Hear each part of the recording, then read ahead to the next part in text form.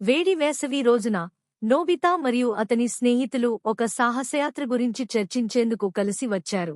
Time travel చేసి 12వ శతాబ్దపు ప్రాచీన ఈజిప్ట్కి వెళ్లాలని నిర్ణయించారు. ఉత్సాహంతో వారు డొరేమాన్ను తన టైం మెషీన్తో తమతో రావాలని వేడుకున్నారు. కొంత మొహమాటంతో ఉన్నా చివరకు డొరేమాన్ అంగీకరించాడు. ఆనందంగా ఉలికిపాటుకు గురై వారు కాలయంత్రంలో ప్రయాణించి ఒక గొప్ప పిరమిడ్ సమీపంలో ల్యాండ్ అయ్యారు. లోపలికి అడుగుపెట్టగానే వారి చుట్టూ ఒక ఆధ్యాత్మిక వాతావరణం నెలకొంది. నోబితా భయపడుతున్నా సిజుకా ఉన్నందువల్ల ధైర్యంగా కనిపించేందుకు ప్రయత్నించాడు. పిరమిడ్ను అన్వేషిస్తున్న సమయంలో వారు డొరేమాన్ను కొన్ని గ్యాడ్జెట్లు ఇవ్వమని అడిగారు. ఆ సమయంలో ఒక్కసారిగా ఒక దెయ్యం కనిపించింది. అందరూ అరుస్తూ బయలుదేరారు. నోబితా జారిపడ్డాడు. కాని అతను పైకి చూసినప్పుడు దెయ్యం దుస్తుల క్రింద కాళ్లు కనిపించాయి. అది నకిలీదని అర్థం చేసుకుని వెంటనే లేచి వెళ్లి అందరినీ అప్రమత్తం చేశాడు. వారు కలిసి పిరమిడ్ ప్రవేశాన్ని మూసేశారు. తర్వాత వారు ఈజిప్ట్ నగరంలోకి వెళ్లారు.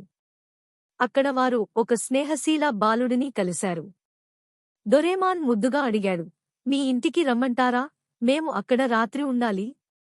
ఆ బాలుడు ఆశ్చర్యపోతూ, మీరు ఎక్కడి నుంచి వచ్చారు అని అడిగాడు. టోక్యో, జపాన్ నుంచి అని నోబితా చెప్పాడు. నాకు పేరు కోధ్రాన్షి అంటూ బాలుడు చిరునవ్వుతో పరిచయమయ్యాడు. అతను వారిని తన ఇంటికి తీసుకెళ్లి తల్లిదండ్రులకు పరిచయం చేశాడు. ఆ రాత్రి అందరూ నిద్రలో ఉండగా నోబితా మరియు కోధ్రాన్షి నదిలో చంద్రుని ప్రతిబింబాన్ని చూస్తూ నక్షత్రాల కింద కథలు చెప్పుకుంటూ ముక్తకంఠంతో మాట్లాడారు. తరువాతి రోజు కోధ్రాన్షి వారికి ఈజిప్ట్ వీధులు, మార్కెట్లు చూపించాడు. రాత్రివేళ ఒక ఉత్సవాన్ని చూస్తుండగా ఒక్కసారిగా దొంగలు జనంలో నుంచి వస్తువులు దొంగలించటం ప్రారంభించారు.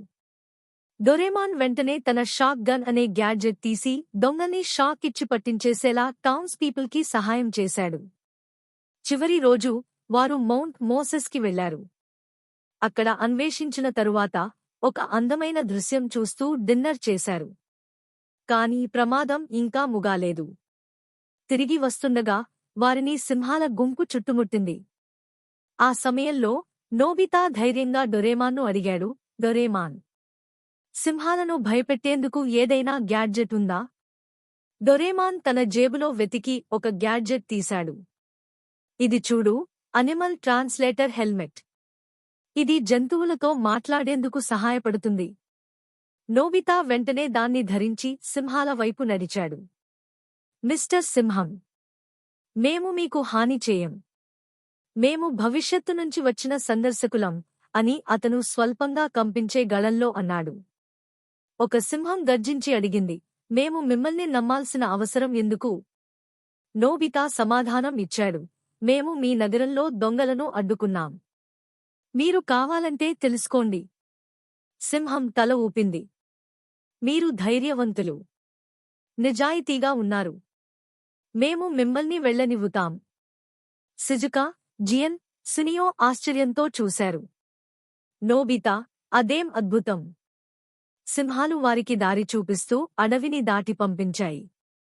ఎడారిలో సూర్యోదయం జరిగినప్పుడు వారు చివరిసారి కోధ్రాన్షి ఇంటికి వెళ్లి వీడ్కోలు చెప్పారు. కోధ్రాన్షి నోబితాను కౌగిలించుకుని అన్నాడు, మళ్ళీ రా. నోబితా చిరునవ్వుతో, తప్పకుండా వస్తాం అన్నాడు. డొరేమాన్ టైం మెషీన్ను ఆన్ చేసి క్షణాల్లో వారంతా టోక్యోకు తిరిగి వచ్చారు.